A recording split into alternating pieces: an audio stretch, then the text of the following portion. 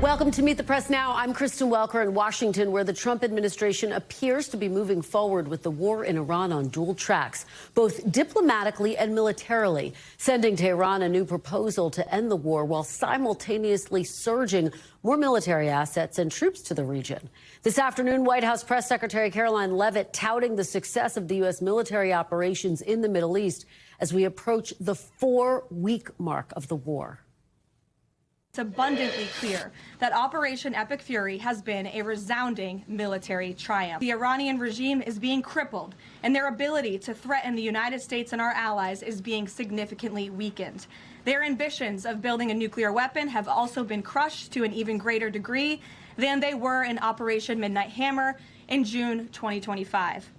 That's why you're beginning to see the regime look for an exit ramp. The president's preference is always peace. There does not need to be any more death and destruction. But if Iran fails to accept the reality of the current moment, if they fail to understand that they have been defeated militarily and will continue to be, President Trump will ensure they are hit harder than they have ever been hit before. President Trump does not bluff, and he is prepared to unleash hell. Now, despite that latest threat, the Trump administration is also signaling that it is looking to wind down the war, sending Iran a 15-point plan to end the conflict, according to 2 regional sources and a U.S. official. That proposal delivered to Iranian officials through Pakistan, which is looking to play a role as mediator. But Iranian state TV, citing a senior political security official, says Tehran has rejected the offer and it will not allow President Trump to dictate the timing of the end of the war. That same official also countering with Iran's demands to end the war, including a complete halt to aggression and assassinations, payments for war damages and reparations, and recognition of Iran's sovereignty over the Strait of Hormuz. NBC's Gabe Gutierrez asked White House Press Secretary Caroline Leavitt today what Iran's apparent rejection of the U.S. proposal means for the talks. Iranian state TV has said that Iran has rejected the U.S.'s 15-point plan to end the war. What's the White House's response to that, and have these talks hit a dead end? They have not. Talks continue. They are productive, as the president said on Monday, and they continue to be. I am not going to negotiate on behalf of the president here at the podium. What I will tell you is these talks are ongoing. We're not going to get into the nitty-gritty details that have been exchanged between the United States and Iran at this time. It comes as President Trump has approved the deployment of more than 1,000 soldiers to the Middle East, even after claiming the U.S. has won the war. The head of Iran's parliament responding, writing on social media that Iran is closely monitoring U.S. troop deployment, adding, quote, "Do not test our resolve to defend our land." It comes as we're learning new details about how White House officials are briefing President Trump about the state of the war, including a daily video montage that runs about 2 minutes long, showing the biggest and most successful U.S. strikes. That's according to 3 current U.S. officials and a former U.S. official. One official describing the daily highlights reel as a series of clips of stuff blowing up. The White House saying that that characterization simplifies the president's briefings.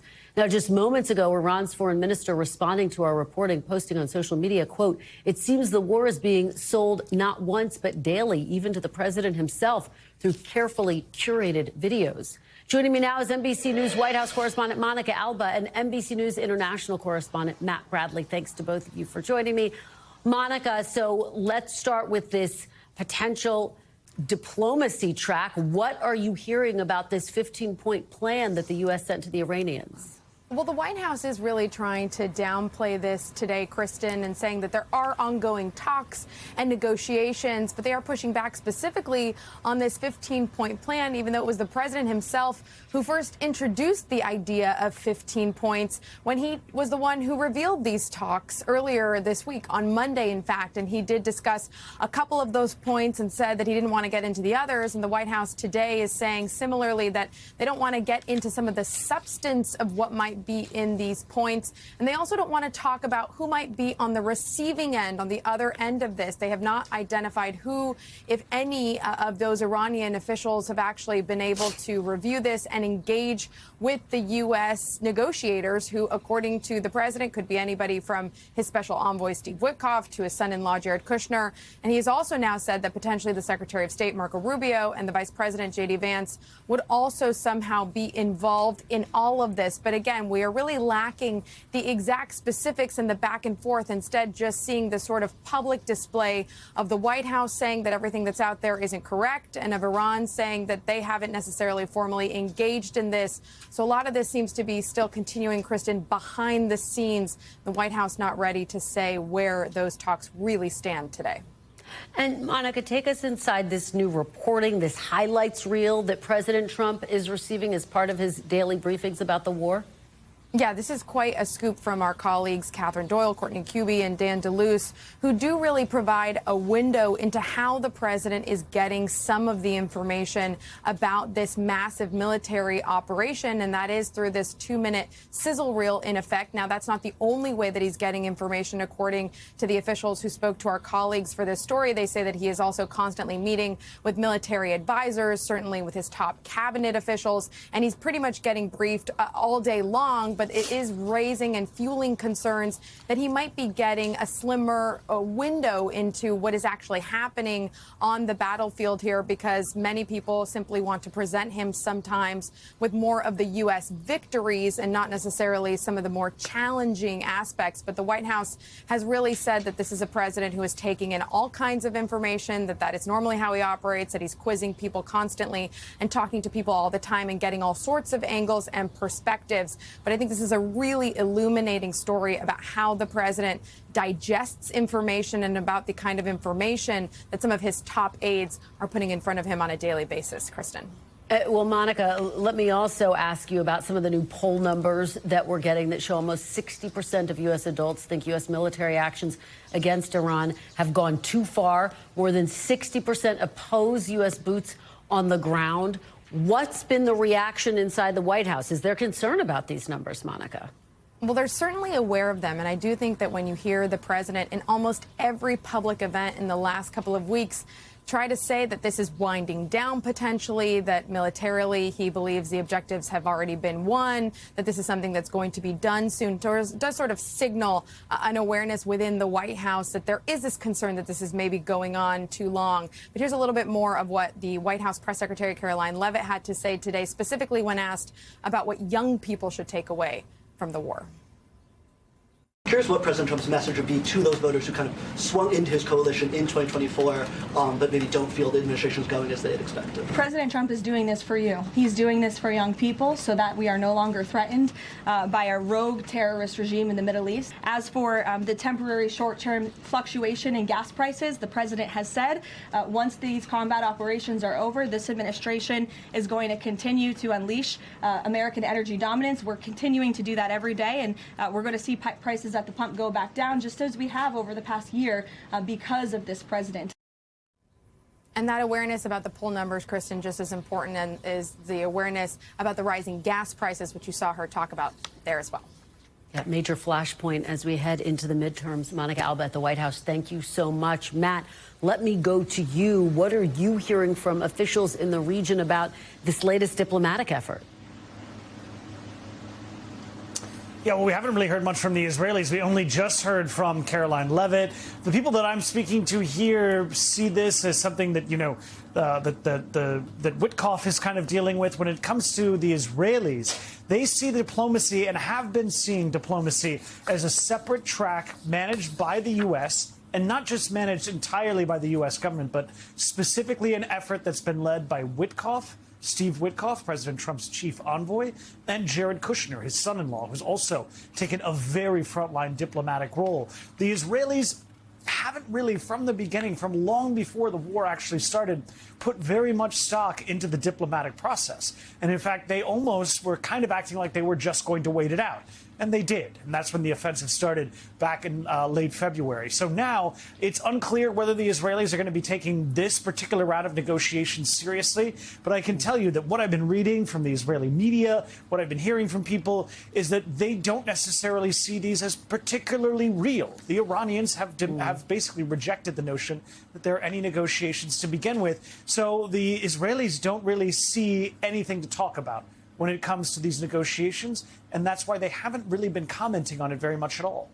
What are you hearing about the potential demands that Iran is making? For example, we know that the U.S. wants Iran to never have a nuclear weapon again. Well, I mean, we've been hearing this from Benjamin Netanyahu. You know, when it comes to the goals of this war, Israel's goals are much, much more clearly defined than those of the United States. They basically just want to make sure that Iran doesn't have the power to attack Israel or hurt Israelis. Now, one of the things that is the major issue here, the major fear among Israeli officialdom, is that they don't want this president to have started this war and then to come to some sort of abrupt deal to end it before the Israelis have reached their own goals, which are very specific to the Israelis, which means cutting off the Iranian ability to attack Israel, which is quite close to Iran, particularly compared to the United States. The Israeli leadership is worried that President Trump will not only just stop the fighting, but that he'll force Israel to stop fighting as well. That means the Israelis won't have another opportunity to go into Iran and attack some of its ballistic missile sites, its nuclear enrichment facilities, without the approval of the U.S., who, after having attacked Iran and after having come to some sort of deal with them, might be more reluctant to give Israel the green light. Well, and that's what makes these diplomatic talks so incredibly complicated and challenging. Matt Bradley, thank you so much for your great reporting. We really appreciate it. We do want to turn now to Capitol Hill, where a deal to fund the Department of Homeland Security and end the travel chaos caused by long security lines at airports across the country appears to be stalling once again. Democrats today putting the ball back in Republicans' court, submitting a counteroffer to the GOP proposal. The Republican plan would fund all of DHS except for the part of Immigration and Customs Enforcement that handled deportations, and use a budget maneuver to bypass Democrats to fund the rest of ICE at a later point. The Republican offer did not include major reforms to ICE, as Democrats demanded. Here's Senate Minority Leader Chuck Schumer earlier today. Our offer is a reasonable, good faith proposal that contains some of the very same asks Democrats have been talking about now for months. Over the last day, Republicans have made the outrageous and bad faith claim that Democrats are somehow moving the goalpost back in these negotiations. They are saying Democrats changed the ask. They're saying Democrats are backtracking and suddenly introducing new demands at the last minute. This is nonsense. Nonsense. The exact specifics of the Democratic plan remain unclear, but Senator Schumer says it includes many of the party's original demands to rein in ICE. Now, Leader Thune dismissing Schumer's counteroffer, saying it's not even close to being real. They know better. They're asking for things that have already been turned down. So it just seems like they're going in circles. I mean, this is spinning. I'm still hoping that there are reasonable Democrats who find funding DHS to be important enough of a priority to be willing to take yes for an answer. It comes as senior DHS officials testified on the impact of the shutdown today and the pressure TSA officers are facing as they work without pay, with many calling out as long lines persist at airports. This fiscal year, TSA has been shut down for 50% of the time, or 85 days. And if still shut down this Friday, we will have reached nearly $1 billion in missed paychecks. Many in our workforce have missed bill payments, received eviction notices, had their cars repossessed and utilities shut off, lost their child care, defaulted on loans, damaged their credit line, and drained their retirement savings. Some are sleeping in their cars, selling their blood and plasma, and taking on second jobs to make ends meet, all while being expected to perform at the highest level when in uniform to protect the traveling public. Joining me now is senior national political reporter Sahil Kapur, and Priscilla Thompson is at George Bush International Airport in Houston. Thank you both for being here. Sahil, yesterday there was some cautious optimism on Capitol Hill that maybe a deal was coming into focus. What's the mood on the Hill today? Well, Kristen, the mood is sour today. The two parties in the Senate have gotten a little bit closer on concept, but there's still no breakthrough on a deal that can actually pass and get signed into law. The Senate is about to fail yet again on yet another bill to try to fund DHS because there aren't 60 votes right now. Here's the crux of the dispute. There have been offers traded back and forth. What Senator John Thune and the Republicans believe is that Democrats cannot reasonably demand reforms to ICE if that funding is getting stripped out of the underlying bill. That's the Republican view. The Democratic view is that the bill still funds CBP, which is de facto carrying out a number of ICE operations. They note that it was CBP agents that killed Alex Preddy in Minneapolis, so they can't fund that without some reforms. Now, one plausible endgame that I've spoken to some senators about could be that the only reforms that get added to this underlying bill that requires 60 votes are those that the White House has already agreed to, like requiring agents to wear body cameras, identifying which agency that officers are from, leave aside the more thorny issues like masks and judicial warrants. That could be where this ends up, Kristen. But right now, there's still no breakthrough, as I said. And looming over all of this is a scheduled 2-week recess that was supposed to begin at the end of tomorrow. Are they still going to go on recess while all this chaos at airports is getting worse and there's still no deal? Yeah, and the president was saying they should cancel their break if there's no deal. Do Democrats have any leverage, Sahil, here? Yeah, of course they do, and it's all in the Senate, Kristen, because they need 60 votes, Republicans do, to get anything passed. That's the entire reason this shutdown is ongoing, and they don't have 60 votes. So Democrats have the ability to block any DHS funding unless at least some of their demands are met. What they keep saying is that Republicans can, because TSA is the immediate crisis, fund TSA as a standalone bill. They agree on TSA funding. They agree on the amount of it. What Democrats have been calling for is a simple standalone TSA bill to pass to fund that and to end all of this delay at airports. But Republicans are saying no to that. They don't want to strip out different components of this and pass these things piecemeal because they worry at the end of it, everything except ICE and CBP and immigration enforcement will end up getting funded. All right, Sahil, I know you're in for a busy couple of days on the Hill. Thank you so much for that reporting. Priscilla, let me turn to you. So we heard the acting TSA administrator there testifying about the financial burden, the emotional burden that many TSA officers are under. What are you hearing from officials there in Houston where you are? Yeah, we're seeing it on the ground here where the TSA has had to send in national deployment officers to help staff some of these airports in Houston that are hovering at about 40% when it comes to call-outs because these agents are taking on other jobs so that they can pay their bills and feed their families. And I will tell you, frustrated travelers are taking note. One man came up to me and he said, tell those senators we will not forget this in November. And of course, November being those midterm elections. Well, that's a pretty powerful point, Priscilla, and that's the backdrop to all of this. You're so right to point that out. Houston has frankly been among the airports with the longest lines during this shutdown. So how are things looking today? I know you've been there since the early hours this morning, Priscilla. Yeah, we saw a bit of a lull, but look at this. The lines are long again, and this isn't even half of it. The rest of it is snaking underneath this building through baggage claim, we're told, almost to the hotel that is connected to the airport. I want to play some of the conversations that I've had with people who are arriving early and what they're finding. Take a listen. How are you feeling about the line? So far, so good. We came here, our flight leaves at 2 o'clock, so we got here plenty of time. We've been watching on the news all week. Yeah. So we knew better than to get here, so. We're from Australia and we were just transiting and we didn't know. Yeah. And so we I'll scoot up with you here. We were here 3 hours early for our flight to Japan, but we still didn't make it. And had you heard or seen what was going on here? No. So yesterday, obviously, we found out a lot more about what was going on after the trauma that was yesterday. Yeah. And so that's why we're here 8 hours early today to make sure we actually get on a flight. And Kristen, can you imagine being an international traveler right now and dealing with this? That woman told me that she has spent about $1,000 having to rebook flights and hotels and all kinds of things as a result of this chaos. And to get to the airport 8 hours before a flight, Priscilla, that is unbelievable. Well, those travelers tell the tale of this moment. We really appreciate your joining us and your great reporting, Priscilla. Thanks so much.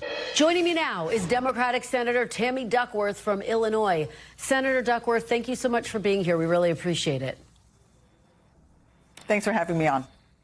I want to start with something we heard earlier today from the press secretary. Take a listen. Is there a point, either a number of ground troops or a number of days, at which the president will consider seeking authorization from Congress? Well, as you know right now, that formal authorization from Congress is not necessary because we're currently in major combat operations in Iran. The Department of War and the President, as I said, estimated about a 4 to 6 week timeline for the full completion of these military combat operations. So at this moment, it's unnecessary, but of course, the President and this administration will always abide by the law. Senator, what's your reaction to hearing that? Caroline Leavitt says it's unnecessary to go to Congress right now. Well, I would urge her to read the Constitution of the United States. He has to come to Congress. Only Congress can declare war. And if she's saying that we're in major combat operations and we're in a war, that's only Congress, as the elected representatives of the American people, can do that. And really, you know, it's egregious that my Republicans are continuing to enable a 5-time draft dodger who's using our troops as cannon fodder in his illegal war of choice. They need to come to Congress and tell us, why is it that they launch this attack? And what exactly is the end game? What is going to happen next? And frankly, the American people want to know. Would you, in fact, authorize this war if the president came to you and sought your approval? Well, he would have to tell us why. This is the role of Congress. He presents to us why this war is justified, what the end state is, and what is next. And then Congress debates, and then we have the vote. This is what happened with the war in Iraq, right? Colin Powell came to the Congress, presented the state and then the evidence, and then Congress voted. Trump needs to do that. But right now, all we have is an incoherent war that Trump cannot articulate a justification for, and he's already killed 13 of our troops and put thousands of Americans in danger and sent costs through the roof here at home. Let me ask you about what we are hearing about the state of play. The United States has sent Iran a 15-point plan to end the war. Now, this is according to Iranian state television, but Iran, according to Iranian state television, has rejected that proposal. But I want to ask you more broadly, Senator, do you think that this war can be brought to an end through negotiations? Look, I support peace. And for the sake of our troops, national security, and the global economy, I hope there are peace talks that are fruitful. But I got to tell you, Donald Trump needs all the help he can get. I mean, he's so-called the best negotiator in the world. And Mr. Art of the deal was, if he was any good at diplomacy, he wouldn't have launched us into this illegal war that is costing troops lives and driving up costs all over the United States in the first place. And it's really a disaster. That's why I'm pushing for a war powers resolution that will bring an end to this conflict before it costs any more lives and any more suffering. But you got to understand, the end state that he's talking about is where we were before he launched the war. He's talking about having navigation and open navigation in the Hormuz Strait. Well, guess what? There was open navigation in the Hormuz Strait before he actually launched these attacks. So let's be clear. No one is actually winning this war. Let me ask you, because you're saying you're pushing for a war powers resolution to bring this war to an end. U.S. allies in the Gulf warn that that could have consequences, ending this war too quickly at this point. What do you say to U.S. allies who say, if the United States were to leave now, that could potentially put them in more danger? Well, the war powers resolution doesn't actually end the war. It just stops. And while Trump and his administration comes to Congress and justifies the war and then tells us what is the next step, and then we will decide whether or not we continue to pursue this. This is all on Trump. He's burned billions of taxpayer dollars. He's put thousands of Americans and our allies at risk in the region.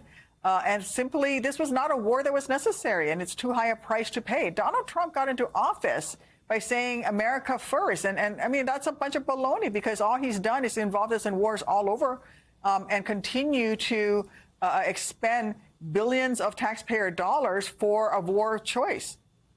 Let me ask you, because the Pentagon is poised to ask the White House for more than $200 billion to fund the war in Iran for weapons supplies. Will you approve that funding request if the argument is made that that is what is needed to support the troops on the ground? Or I shouldn't say troops on the ground, to support the military effort there? Yeah. This is about, they want $200 billion to continue Trump's war of choice. This is not about whether or not we support our troops in the ground. There's no stronger supporter of the troops than I am. And in fact, that is why I am opposed to this war, because it puts our military men and women who will always do their jobs in harm's way for a war of choice with Donald Trump. Let me make clear to American people what $200 billion could do. $200 billion could fund a decade of free universal preschool for 4-year-olds. $200 billion could provide seniors with dental, vision, and hearing coverage through Medicare for 3 years. It would build over 2 million affordable homes. It would reverse the SNAP cuts from the big ugly bill. It would extend the ACA premium tax credits by 7 years. That's what $200 billion will do. And, you know, there's a technicality here. If a member of Congress votes for the supplemental, it's basically voting to support the war. And I don't support this war. And I don't think the American people do either. Let me ask you about this shutdown of the Department of Homeland Security. There have been various talks. We know that Republicans submitted a potential proposal. Apparently, Democratic leadership submitted a counteroffer to the Republican plan to fund DHS. Do you know what's in that offer? Well, what is happening right now is we Democrats have said, let's put this in writing. What they came back with was essentially what we asked for in the very beginning to prevent the shutdown. We wanted ICE to no longer be masked, and we want them to be wearing body cameras that are turned on. We want them to have judicial warrants, not just ICE issued administrative warrants if they're going to come up onto private property. And we want ICE to not be able to just investigate themselves when there is ICE officer-involved violence with civilians, that local law enforcement should be able to help investigate that as well. Those are 3 very broad buckets that we asked for. And that's essentially what the Republicans were coming back with. And what we're saying is, OK, put that in writing. That's the stage we're in right now. Put that in writing. For example, ICE will wear body camera. We will give them money for the body cameras, but they must turn them on. So we saw in Chicago that ICE repeatedly turned off their body cameras. And so we just want to make sure that we get things into writing that are very clear as to what the expectations are.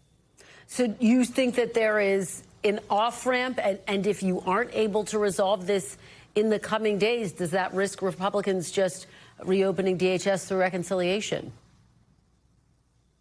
Well, they already have enough money to fund TSA, for example. Remember that during a previous shutdown, Donald Trump, having used reconciliation and swiped money illegally, went ahead and paid the troops anyway. So they've had plenty of money to pay TSA. The Trump administration is just simply choosing not to. They're trying to hold the American traveling public and our wonderful TSA agents hostage to push an agenda that involves having ICE terrorizing the streets of our cities, and we're not going to let that happen. Well, just very quickly, though, because people are missing paychecks, how long are you willing, and how long are Democrats willing to hold out, or do you need to make a deal this week? Let me make it clear. Donald Trump could pay TSA tomorrow. He's choosing not to. The question is, Donald Trump, why are you not paying the TSA agents? You have taken enough money into DHS to pay the TSA agents. So let's be clear. Why are Republicans not telling Trump, go ahead and pay the TSA agents while we work out the minutia of the deals? For example, by saying things like, if we're going to give ICE body cameras, they must turn them on and they must keep that footage for a period of 1 or 2 years so that if there is ICE-involved violence, we can have the proper investigations. Why is Donald Trump not paying TSA when he has given DHA the money in order to pay that? They have plenty of dollars to do this. They're simply choosing not to. Well, to the argument that the president Republicans would make that they don't, given that it's currently shut down, you would say what? And do you believe that moderate Democrats will ultimately make a deal, reach across the aisle and make a deal? They have money. They took under a previous procedure enough money to pay TSA agents. They're simply choosing not to. And they did it when it was a shutdown involving the military, and they actually paid the troops. And so, again, they have the money to do this, and they're simply choosing not to do so because they're holding the American people and they're holding TSA workers hostage because they're trying to justify having ICE on the streets of our cities terrorizing our communities.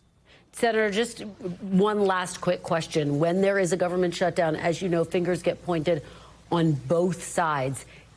Do Democrats not bear a burden and a responsibility to bring this government shutdown to an end as well?